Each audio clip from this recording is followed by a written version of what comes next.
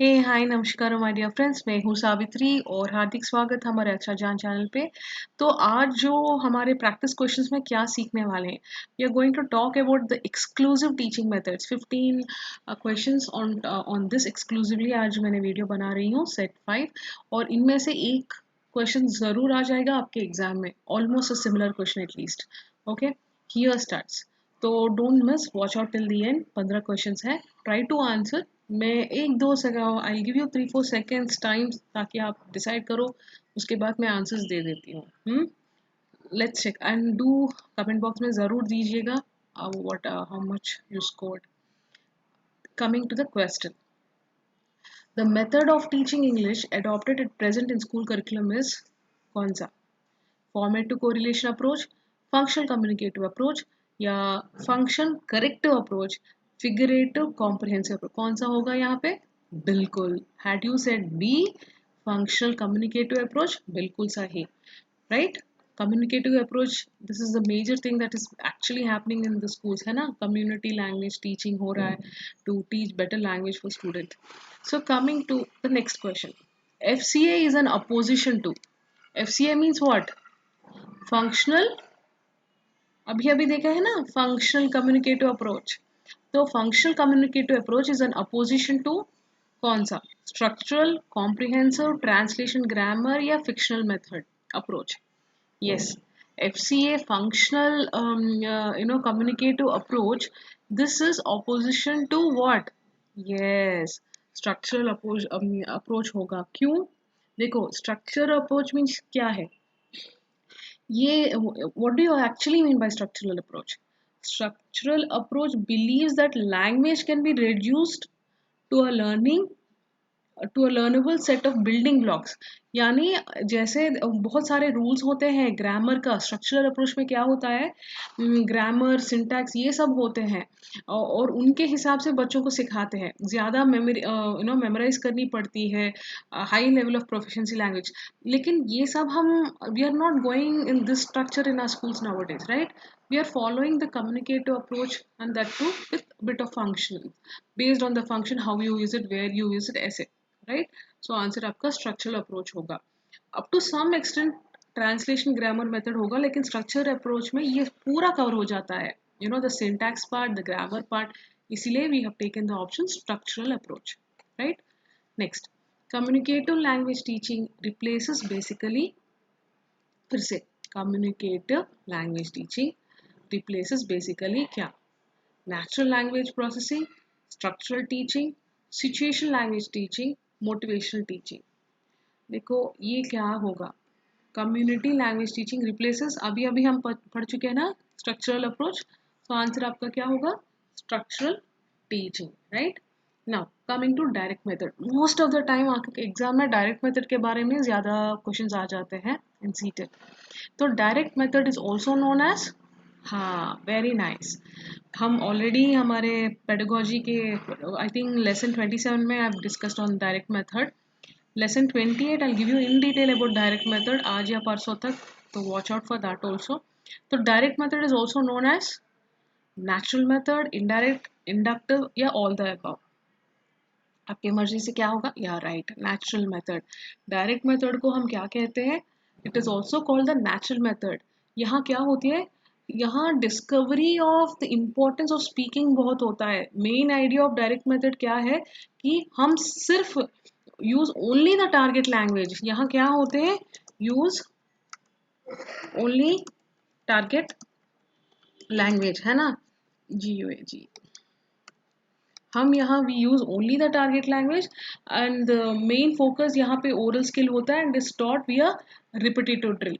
यहाँ ज़्यादातर oral skill भी बात होती है। Focus is on oral skill, I am writing it of,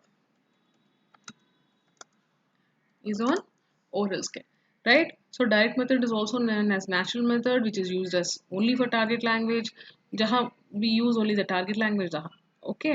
Now grammar translation method stresses on कौन सा? उनको accuracy की ज़रूरत है, fluency की ज़रूरत है, appropriateness या listening skill?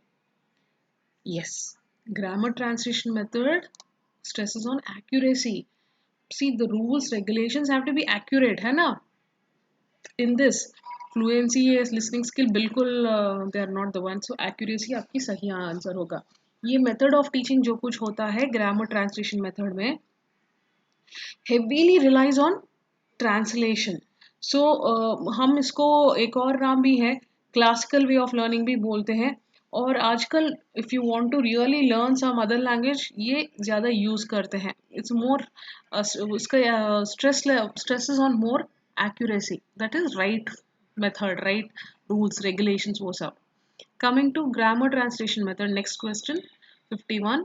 Grammar translation method is basically used to teach क्या grammar, foreign language, rules of any और या क्लासिकल लैंग्वेज।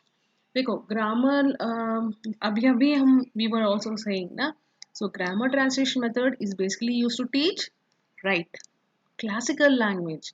क्लासिकल लैंग्वेजेस को सिखाने के लिए ये बहुत यूजफुल होता है।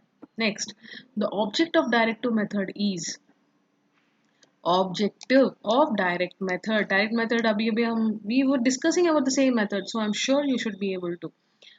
Option A, to increase the power of comprehension. दो, to increase communicative power.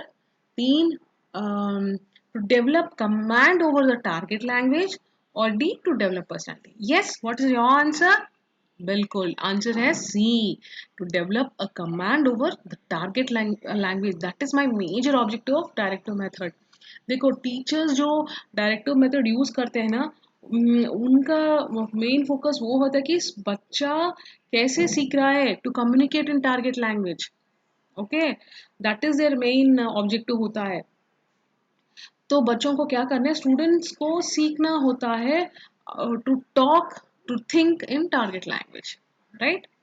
Next, traditional method goes against the कौन सा, perspective grammar, simulation, pedagogy principles या जनरल। देखो ट्रेडिशनल मेथड जब मैं बोल रही हूँ द ओल्ड मेथड, तो ओल्ड मेथड और अभी नए मेथड किसके ऊपर बेस्ड है, हाँ pedagogic principle, that is art of teaching. So traditional method doesn't believe in the art of teaching, it straight away chalk and talk method जैसा rules बहुत होते हैं, where you're not bothered about how to teach, the what is the art of teaching and all। तो answer आपका सी होगा। The incident or corrective method is known as incidential और corrective method is also known as क्या, answer मालूम है? Option A है inductive, B है deductive, C structural, D reference method. देखो द इंसिडेंटल और correlative method is known as, yes reference method होते हैं, इसको हम रेफरेंस मेथड कहते हैं। देखो रेफरेंस मेथड क्या है, वेरी सिंपल याद रखने के लिए।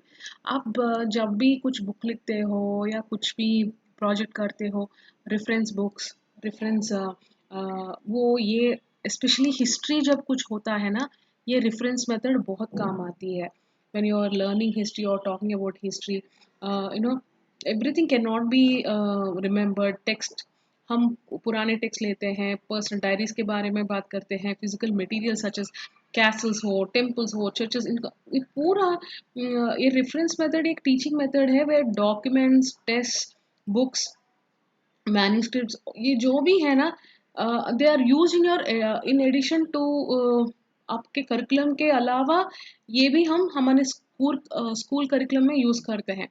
The user goes hand in hand, वो एनालिसिस के लिए, कंपैरिजन के लिए, लिंकिंग के लिए यूज करते हैं, right. So corrective method is known as one of the referential methods, as you can see.